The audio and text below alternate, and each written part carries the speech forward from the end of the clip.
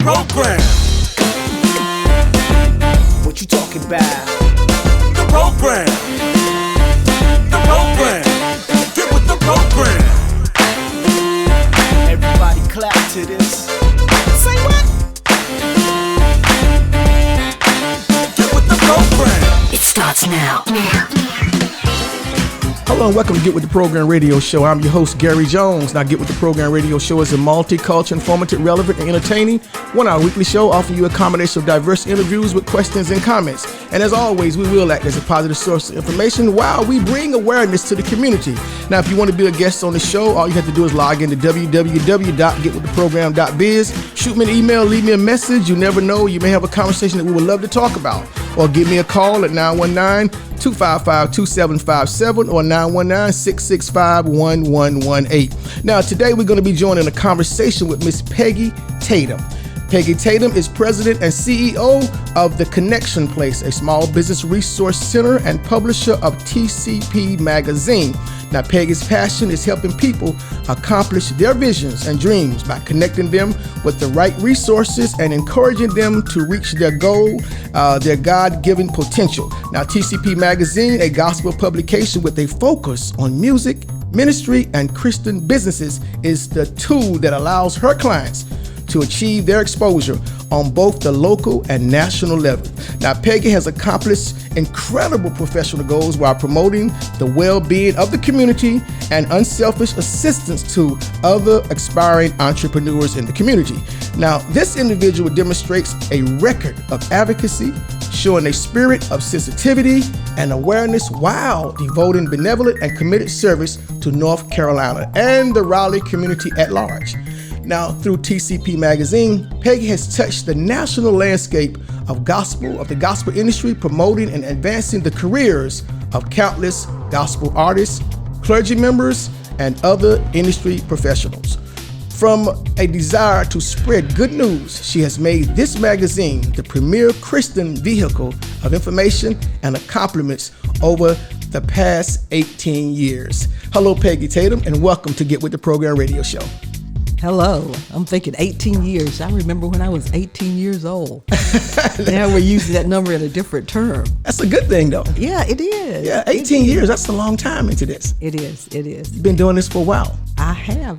And, I'm listening to you read that. I'm like, yeah, I did do all that stuff.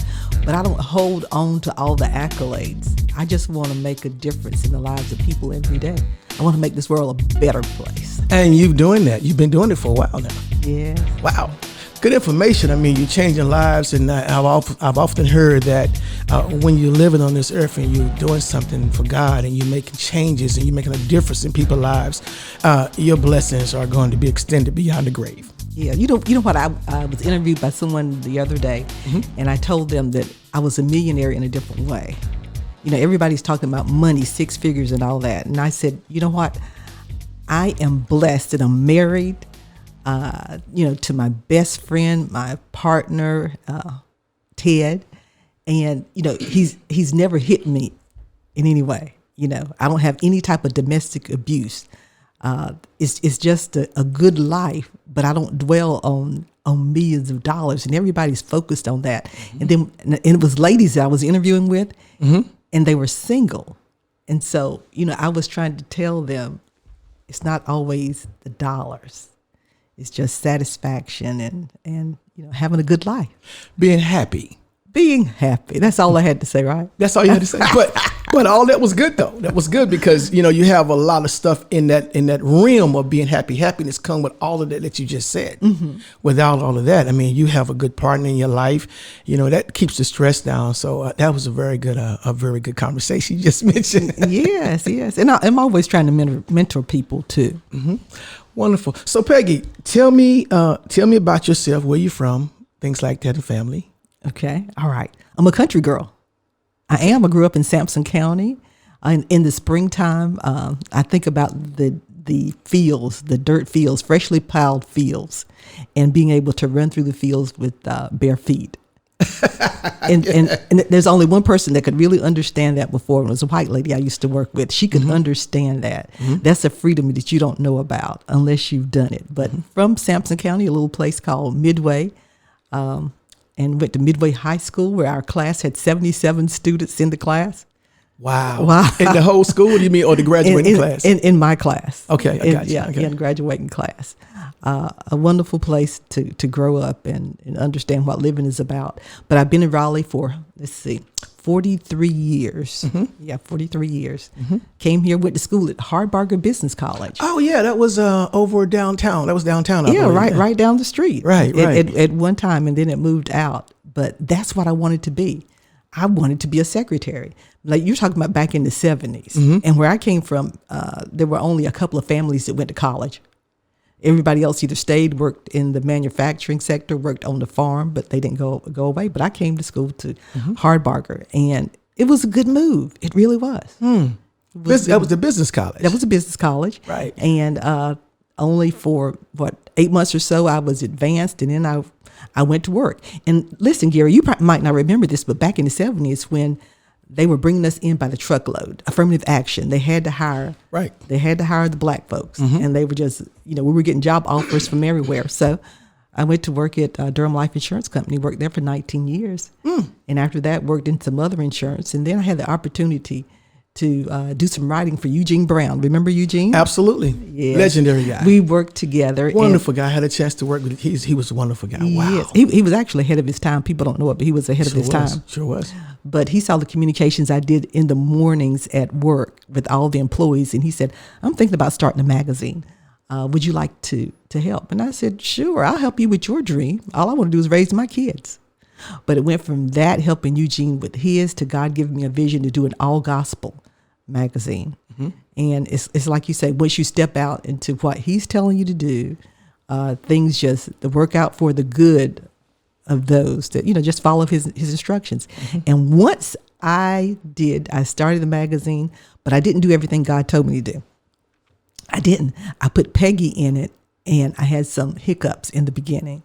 So I started over and did it the right way. And when I did it that way, people came into my path that I needed, like a Denver Wright. And it was like every day was a birthday. Whatever I needed, it just fell in line. And things worked out. I had Rick Crank doing photography, and Denver Wright doing the graphics. Both for two incredible entrepreneurs, incredible in their field. Can't take nothing away from Denver or Rick Crank. Both incredible guys. Yes, and still doing their thing. Yes, they are. Still doing their thing.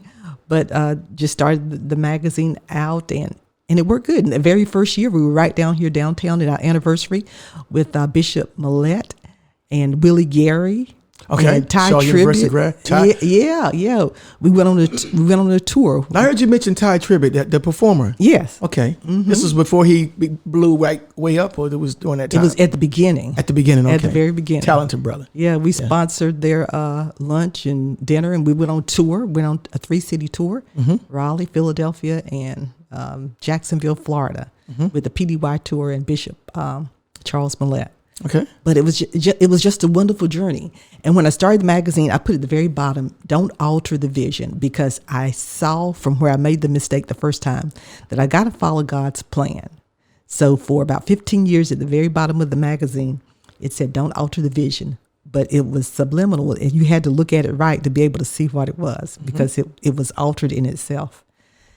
So it's been an incredible journey. Wow. Now, you are the president and the CEO of the Connection Place, better known as TCP. TCP. How did you come about starting this venture? I mean, what inspired you? What happens? Because most people, when they do businesses, something came in their path that they want to do this type of business. What inspired you to do this? Well, what I was doing every day was sort of connecting people, because I was always getting information. As I would get information, I would share it to other folks. You need to know this, because everybody's circle was at that time was sort of tight, and their frame of reference was work and going to church and maybe going to the grocery store, but they didn't. It's not like it is now. People weren't reaching out. So as I saw different things, I would connect people to tell them this is what you need to do. And so that's how the Connection Place, the name, came about. But the other part is that watching the news at night, all I heard and all you heard too was bad news. And the bad news was coming from where? Just like it is now, probably our community. That's right. And I said, there's more to it than that. We're doing some good things, but people aren't telling it. And so the magazine was my way of being able to get the news out about, look, we're doing this too. We're not just killing folks or, got abuse. We're doing some good things. So the aim was to bring together churches in especially Southeast Raleigh that were doing things. North Carolina. But the thing was, when you're starting out new and nobody knows who you are, they're going to treat you like the folks that knock on Saturday morning at your door. Just trying to talk to you. If they don't know you, if you don't have a connection, it's hard to get started. So I was able to go outside of the Raleigh area. Bishop Greg Davis, I don't know if you know him or not, but I was able to go to an event up in Reidsville, North Carolina, where Bishop Paul Morton was there and Bishop Greg Davis. And Bishop Greg Davis gave me an opportunity to do some things with Full Gospel. And so I went outside the Raleigh area, and that's when I really began to blossom. But it came one day, I just got tired after like 10, 12, I don't know how many years it was. I was seeing that, well, you know what, these people put on their pants the same way that, that we do. Exactly. And I've made enough connections that I can go back home and I can be global if I want to right here in the Raleigh area with all the connections that I made. And what's so ironic is that you mentioned something that people put their clothes on, wear their pants just like we do. They're just regular people. I mean, people I think often get confused with stardom, get confused with people who are successful and stars, and they don't think they can accomplish that. So you made that move and you stuck with it. Incredible. Now, is this magazine I know you're currently hard copy. I remember the hard copy. Now you're online. How was that transition for you? Well, the transition came back with COVID. The hard copy is something I just love. It's tangible. I'm old school, got to hold on to something. When COVID came, people had to pivot, and it was like grinding teeth for me to pivot from that hard copy to all digital. But that Denverite came up with the concept with digital where we could do it, incorporate video into it. And so we did the first all digital issue with Pastor Sharon Dean, introducing her, who is the pastor at Wake Chapel Church. And so that was all digital, but this past March, we came back with our hard copy last month with the health fair that we did. So I'm excited to have my hard copy back. So, it's nothing like having it in your hand. Peggy, what we're going to do, we're going to take a break. And we come back, we have more conversation today with the CEO and president of the Connection Place, better known as TCP Magazine, Peggy Tatum. Listen, don't touch that dial. You listen to Get With The Program Radio Show. I'm your host, Gary Jones, and we'll be right back after this. Hello and welcome back to Get With The Program Radio Show. Again, I'm your host, Gary Jones. Today we're joining the conversation with the CEO and the president of the Connection Place, better known as TCP Magazine, Peggy Tatum. Welcome back to the show, ma'am. Thank you. It is a pleasure to have you here. We talked about a lot of good stuff. We talked about where you was from and what inspired you to start the magazine as well. Now, and being that it is a kind of a gospel-based magazine, you have a lot of things in relation to the gospel, in relation to that type of community. Now, did the church have an influence on you for pursuing this career? Well, I guess I'm thinking that was my only option as far as when I first started the magazine, that it had to be gospel because, I'm a church girl. My mom, how did they say that? Drug us to church. Did. I'm going to tell you about that. Go ahead. But that was the base, the church. And I was telling you earlier, I wanted to bring churches together, not that they were separated because they're segmented in their different denominations and their different fellowships. They have alliances that come together, but I wanted to bring them together in print and, highlight what the things that they do. Now, Gary, let me tell you something too. Now, for many years in the magazine, it was very conservative, if I can say it that way. Sure. And there were certain things that I didn't cover. But as I grew, I learned that good news is good news that could also be shared in the magazine that before I wouldn't cover. I'm more broad-minded. Like, for example, what would be something like that? That you wouldn't perhaps want to put in there or something? Let me see. certain testimonials, because the church is taboo about certain things. And so, like LGBT and the other letters that go along with LGBT community, yes. Yeah, that's not something that I would normally cover. And I've gone away from some of those stories, but there are some testimonies out there that need to be told so the church will know how someone got to that point. Yeah, I guess that was challenging. That was a serious thought on that one there, because there are people in the church who works in the church who are involved in the church, are part of those communities. So you're right. You have to be careful with that. Yeah. But now you're okay with that. Now I'm okay with listening and not being judgmental. Not that I agree with the lifestyle, but just listening, because there's so many people that are hurting, and they're hurting because folks have just shunned them away. Now, in reference to your magazine, The Gospel in the Church, what do you see as far as the old school churches? Back we come from the old school churches versus the new school churches. What do you see the difference? Do you see it's gotten better, or has people beginning to embrace the youth? What do you see good about it now? We're at a time now when you and I came along, when Oh Happy Day was introduced to the church. Remember? Yes. And folks didn't want that music sung in the church because it was a transition from the traditional gospel that we were accustomed to. It's a totally new day, and I don't know if anybody has the answer. I was just talking to a young man this week and I was, and I'm good at giving people referrals to go to as far as churches, based upon what their needs are. But I was telling this young man, I said, you should try this church.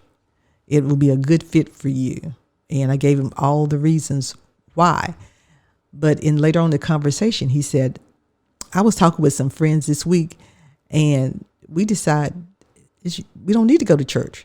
As long as we got our own relationship with God, we don't need to go to church. And that was sort of disheartening, but that's the way that it's going. People are falling away from the church, especially since the pandemic. That bedside Baptist, they can stay home and go to like 3 different churches. On a Sunday morning. Exactly, on TV. Online. Yeah, online. And you mentioned, as far as the music is concerned now, when I was coming up, I definitely understand what you were saying. We couldn't dance in church. I mean, when dancing wasn't really allowed. You could clap and sway left and right, but now there are dancing. But to me, it's part of change. Change isn't always accepted by a lot of us. Some of us don't embrace it, but that actually helped to reach the youth. So they're more involved now. So I'm, I look at the way the world changes, but like I say, it is what it is, and it's positive. So now, what are some? Go ahead. Yeah, I was going to say, a lot of churches now have multi-purpose centers. So their sanctuaries also their activity center, and you have those who would be against that. Saying that this is God's holy place, and you shouldn't do anything but have it as a sanctuary. But some folks don't have options. But I have a group called the Female Pastors Fellowship. I'd like to talk about that a little bit. Sure. Okay. I tell you, before we do that, tell people how they can get your website and get in contact with you. Okay. All right. I'm one of those folks that's on Facebook because I have a number of groups on there. So if you can search for Peggy Tatum, P-E-G-G-Y, that's the old school name, Peggy. You don't know many Peggy's now. Or TCP Magazine, T stands for The Connection Place. You can find us there, and you can find us on online, and we're redoing our website now because we've got to transition that too, Gary. So many things are going on. We have groups, 27610 events on Facebook, where we highlight events in the Raleigh area, 27610, and just so much. But if you go to Peggy Tatum, you'll find me. Wonderful. Based out of Raleigh, North Carolina, for all my listeners.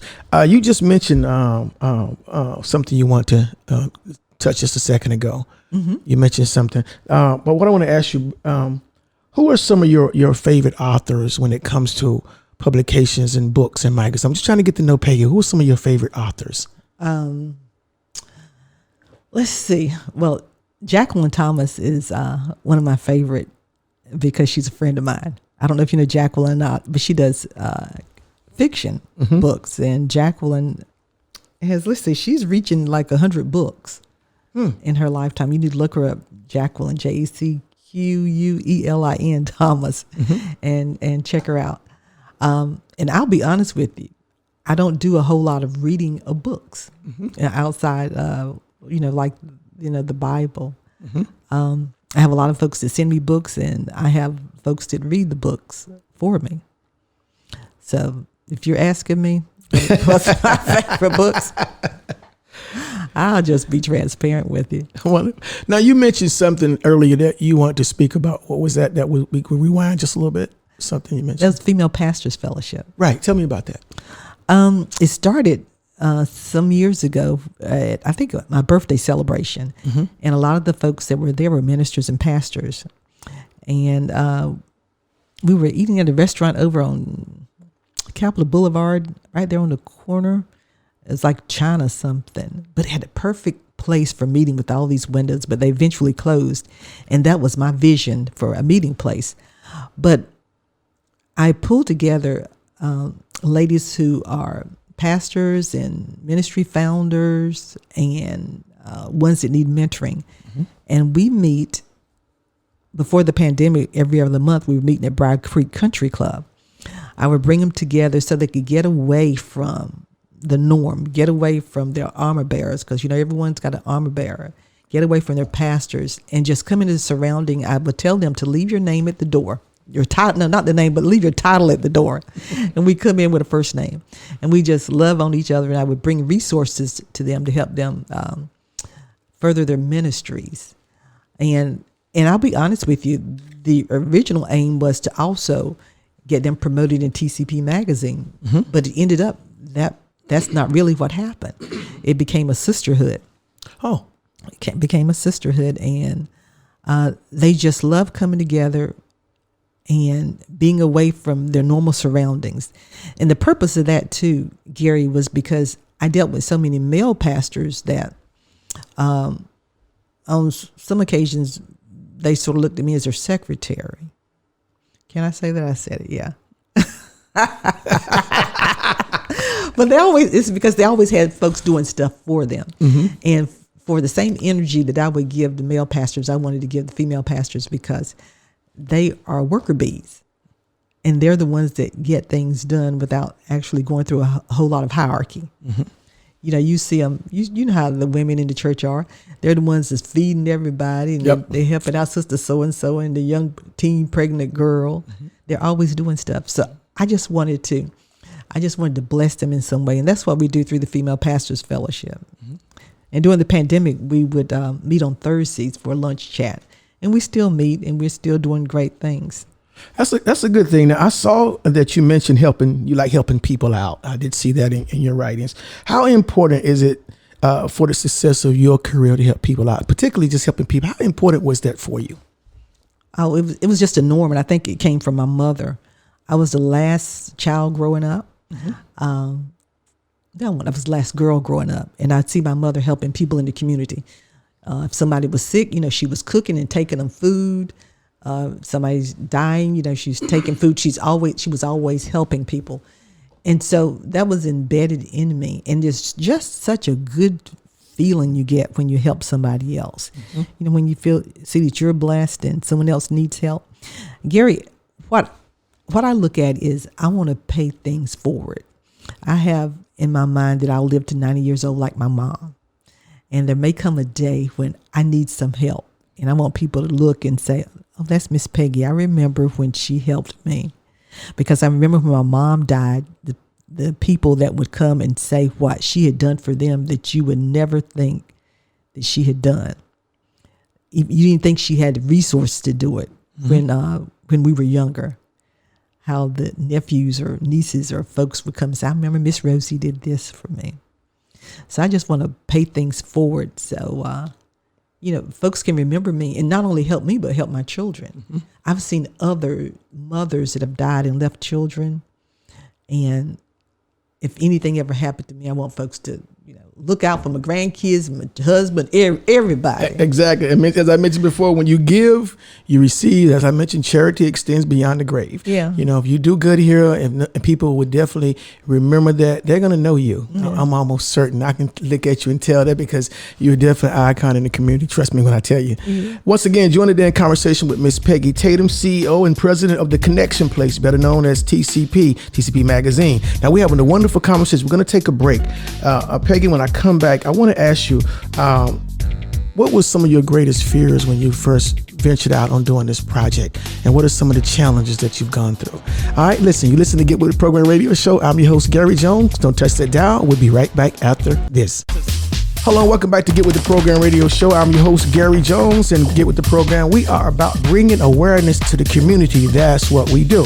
Today, we're joining a conversation with President and CEO of the Connection Place, better known as TCP Magazine, Miss Peggy Tatum. Welcome back, Peggy. Thank you. Now, we took the break again. We talked about a lot of good things, Peggy. We got to know you. We got to know some of the things that you like to do. And now, when you do your magazine, when you started this business, you know, and what was some of your greatest fears, and what has been some of the challenges that you've had in this venture? Okay, now when I first started off, as far as a fear, remember I was telling you every day was like a birthday? Mm-hmm. I don't think I had sense enough to know what I was actually doing at the time. I was just doing it. I was just, walking in God's will, and things were just sort of falling in place. But the one fear that you always have is having enough income to do what you want to do. Because when you're printing a magazine, it's very expensive. Excuse me. And what I saw from some folks that were doing magazines, they were doing small quantities. Says I'm doing a magazine, and they would do maybe 250, 500 copies or so. But I didn't sell the magazine. I didn't sell it. I would give it away, and always did give it away. Mm-hmm. And the reason for that is whoever's advertising with me, they've got to have exposure. Our distribution point for doing the magazine was conferences and conventions. And we'd pass them out. But I'm getting off to the point. You asked me what fear did I have. Yeah, what fear I haven't come to a fear yet, other than having enough income through sales. We ran into some bumps in the road at one point where I did have someone selling for me. And what did they do? They were out collecting money and keeping it. Did you ever have a fear of how people would receive your magazine as when you put it out? Did you ever look back at it and see where people picking it up? Were they really receiving it? Did it ever cross your mind? Not that fear. Okay. No. If I was satisfied with it myself, mm-hmm. Everybody else is supposed to be satisfied, but they didn't have a choice. And especially if I'm giving it to them free, right, if they were paying for it, of course, they could have an option about saying something, but no, that wasn't a fear. Don't throw me something else. Okay. Throw me another fear. Okay. What about some of the stories? You ever had a story that you printed out and somebody responded back to it and felt like it wasn't appropriate, or even you ever had a misprint or something that you saw once you put it out? You said, "Oh wow, I've done all of my editing. I looked at it. Yes, I gotta let it go." And then you said, "Oh." Let me tell you. I don't know. Do you know Bishop Will Murphy in Atlanta? No. He sang the song "Praise Is What I Do." Let's see. I was working with Panay Mime Ministry over in Durham, and let's see. I think that was the issue, and it was someplace out of town. And at the table, we're passing out magazines. Everything's going good, and then I looked down at the front, and there's a misspelled word on the front cover. It was like, oh no! How did I miss it? How did I miss it? And it was like she wanted to throw all of them away after that. Your bubble was just burst. And there is one other time I did a story that I can remember, because I've done so many stories I can't remember everything. But at my mother's funeral, at her wake, yeah. And I was walking out of the church, and someone at the back of the church said, "Why did you put all those lies in your magazine?" I'm like, "What?" She, "Why did you put all those lies in the magazine?" But it was one of those situations where it was a story of someone being molested. And I never named the names in the story. I just referred to as family member. But I just went on. How did that make you feel when they said that? What was your emotion? Did you want to respond back? How did that make you feel? Well, number one, it was where I was actually at, the location. And number two was the person that was saying it. I understood why she was saying it, but I knew there was something that did happen based upon the whole story. I never had any problems other than that one conversation, and maybe someone else doubting it. And that's why when I'm doing stories, and there's some stories I've never written because I didn't believe them myself. And you have to vet stories too. And so sometimes in the stories, I might be vague or just maybe a hint at something, but it's never not to mess up anyone's reputation, never to hurt anybody, but it's to tell a story to, let people think and let folks know that things do go on, things happen. How important is black media right now to you, Peggy? I mean, we know black media and radio and all those things are very, how important is black media? You think it's something that we need to embrace even more as we move forward into the future? We got to, because we've just went through a term where it was like fake news, with that term that came about. And if we want the news is happening in our community, the news is going to help us, we've got to embrace black media. We got to. You got to embrace someone you trust. I was talking with someone yesterday, actually, and we were talking about the Carolinian and supporting the Carolinian. And I told them, I support the Carolinian. I subscribe to the Carolinian. And I said, people have to understand it. They were here before we were. And, I think I owe them a debt in that I met with Miss Gervais many years ago. And the next thing I knew, I was on this list, a national list for news distribution. And I called them and asked, how do you know who I am? And they told me that she referred my name. Wow. Yeah. So I told her son the other day, I said, I'm indebted to you because of what your mother did for me. Yeah, they've been around for a while. Very legendary magazine. I mean, a newspaper. The Gervais, it is incredible. The Carolina is incredible. And they stormed through the tough times because there were tough times when some magazines and some newspapers didn't survive, but they're still here. Yeah. And still strong. Now, I want to tell you too, I keep a list of magazines from the area on my phone. And we have a number of magazines in this area. I probably got a list of about 15 right now.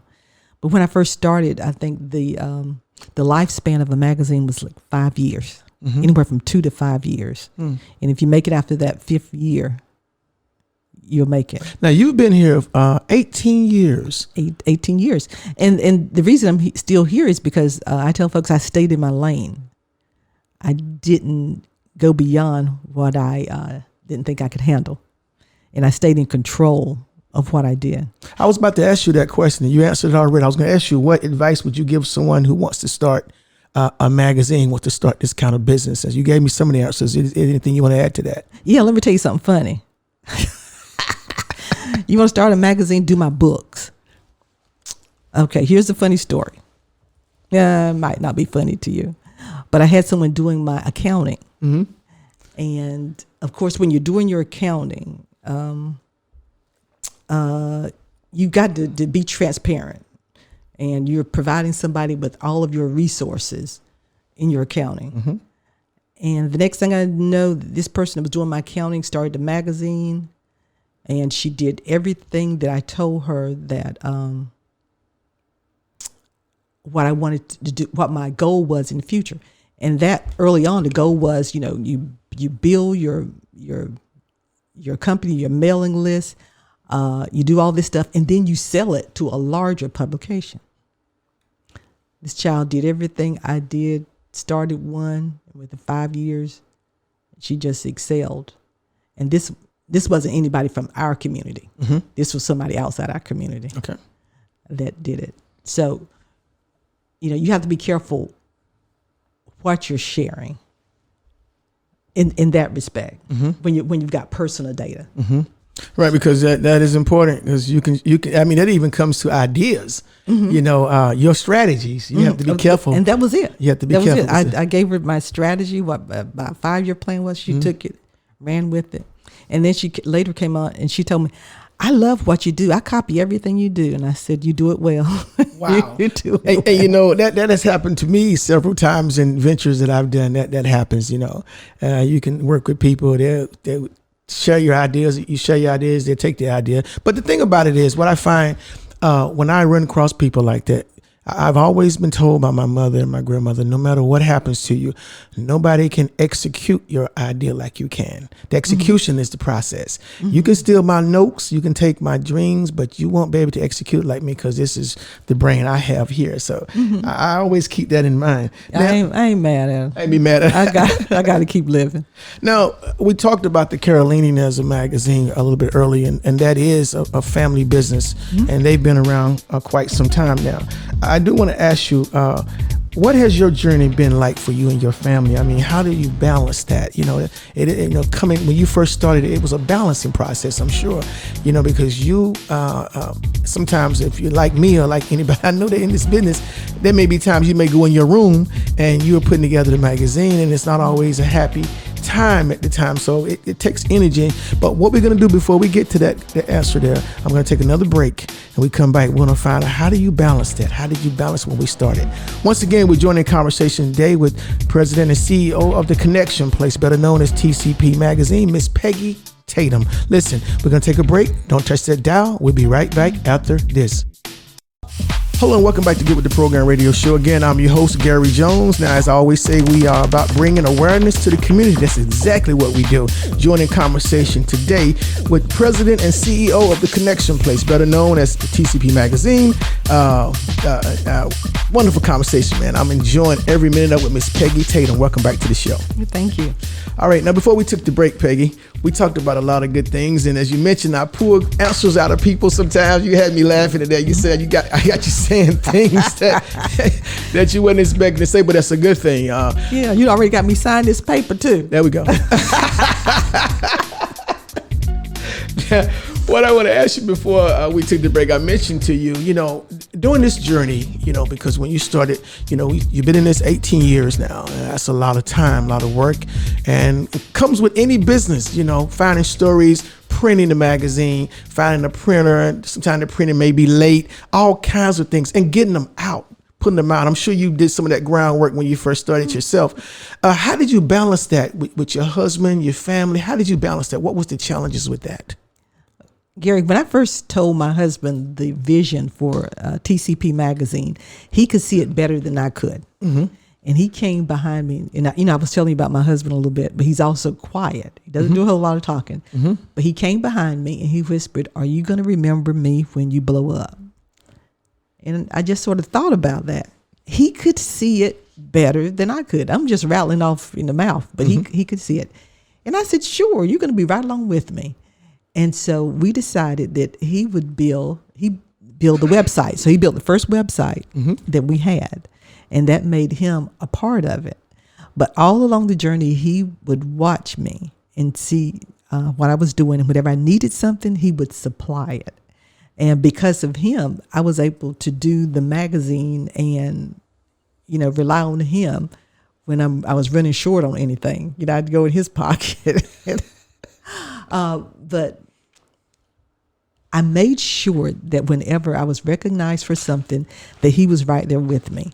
Now, one year we did a tour for 5 years with WIDU. We did a hometown hero tour along with their meal meetings they did for their anniversary.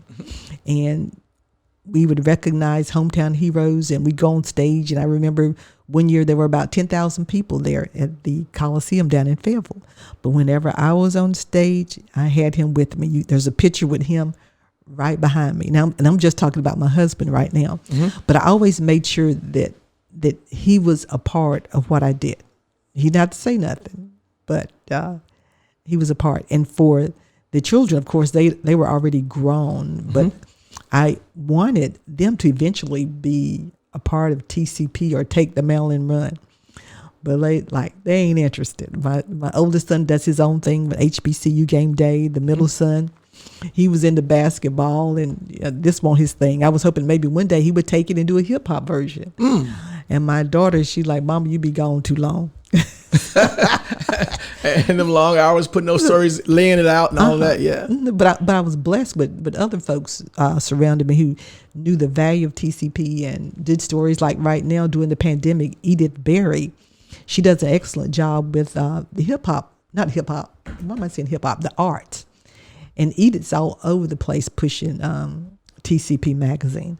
And there are others that are doing stories, but the family, even my sisters and brothers, they support, what I do. But the most important one was, of course, my husband. Keep him happy. Everything's happy. Now, with your team, and a lot of people often look at a business, you are the CEO, the president of it, so you have people in your team under you. How is your selection process when you're selecting members to be a part of your team? What do you do and what do you look for? Well, the team has evolved over time, but I'm looking for someone that understands what we're trying to do, that doesn't have a motive of their own, and someone that loves God and loves people. Wonderful. Now, I did mention earlier, and you and I talked earlier when we first ran into each other a few days back. You mentioned about a project in reference to colorectal cancer.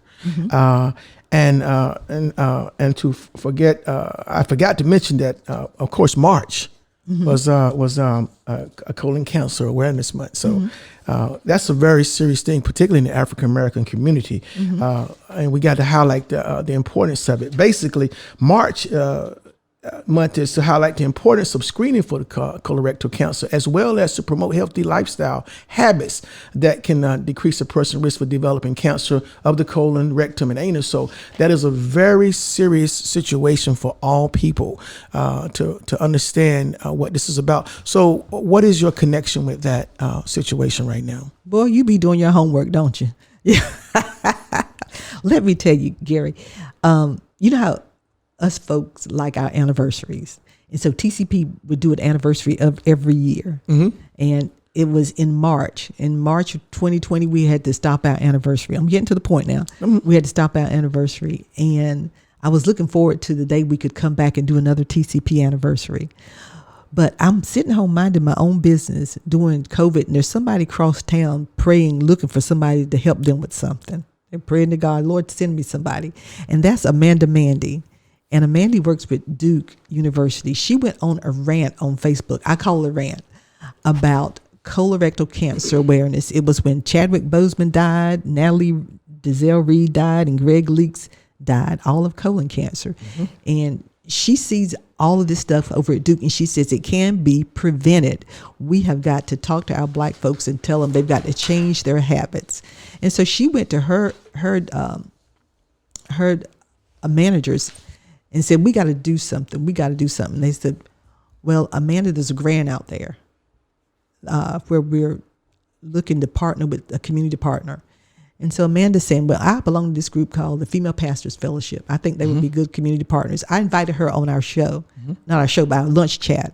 And she brought the doctors with us. And she saw the group that we had, and she said, you'd make great community partners. So they helped us write this grant. And within 30 days, the grant was written, and with another 30 days, it was granted. And we were able to get $9,500 from the NC, what is it called? Gastroenterology Society, NC Gastroenterology Society. One of those long medical terms that I struggle with often myself. I didn't know how to spell the word until we got this grant. Then I had to learn how to spell it. I didn't know a whole lot about anything until, we were approached. And what I want people to understand is if you do your job well, people will notice you and they'll come to you and the money will follow them. And so we wrote this grant, and what we've been doing since November is educating our community on colorectal cancer awareness. And so in March, which was Colon Cancer Awareness Month, we did a health fair. And that health fair took the place of our normal TCP magazine anniversary. We were out at the Life Enrichment Center over by Wake Chapel Church. And we had vendors. We gave away food. We had some demonstrations. We had the doctors there explaining. And you would be surprised the number of people and the number of questions we had. Folks who had GI issues. And, in our community, we eat what we want. Anything fried, we love fried stuff. And the things that we eat are damaging our system. And for some of us, we don't have the option to eat healthy or buy from Whole Foods or we just don't want to eat a lot of fruits and vegetables. So we're trying to educate our community on doing this. And we named the project the Gut Patrol. And it took off, and they've been talking about the Gut Patrol across the country. As these doctors go to different meetings, they be talking about the Gut Patrol. So here I am telling you again, minding my own business. Someone comes to me, hey, you can help me. There you go. Yeah, point up, God, up, down, around. And he knows who he can trust. It's a ministry for you. I mean, the magazine has become a ministry. It always has been. That's right.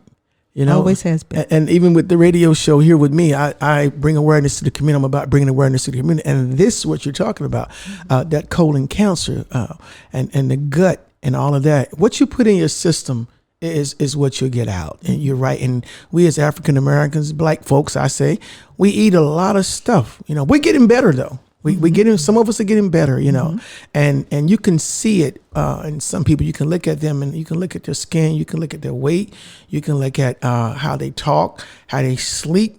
It's the diet. And this will make a very good show. Now, that particular conversation is in your issue of one of your magazines, right? Yeah, we did a special issue of the Gut Patrol. If anybody wants to get a free copy of it, you can call me 919-796-4724 and we can get it to you. We might even charge you for the postage, but we're all about looking out for you. But you can also see it online.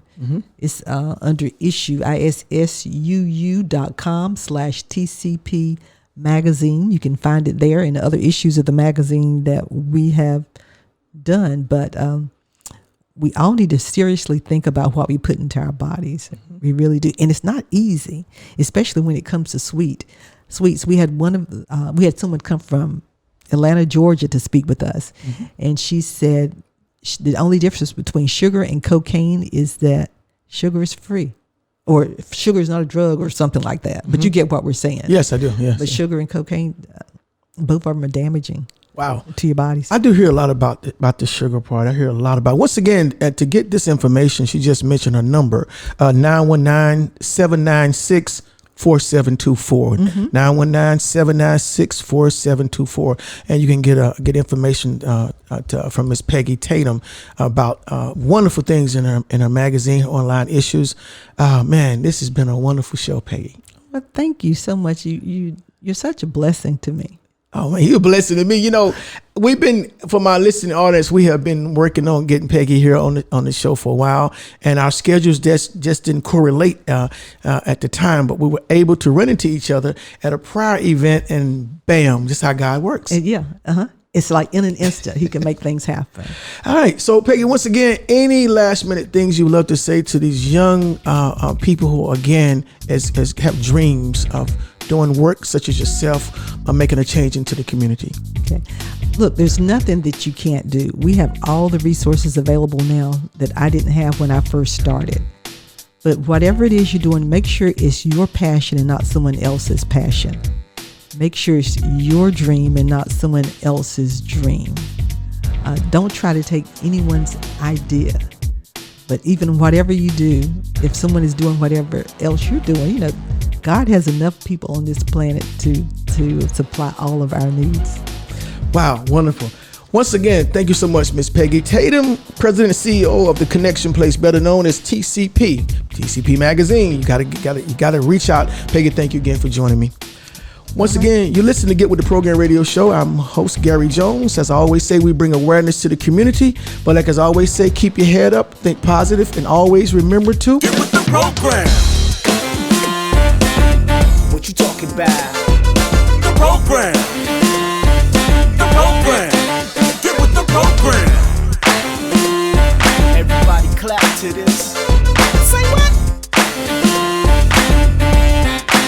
Get with the program. It starts now.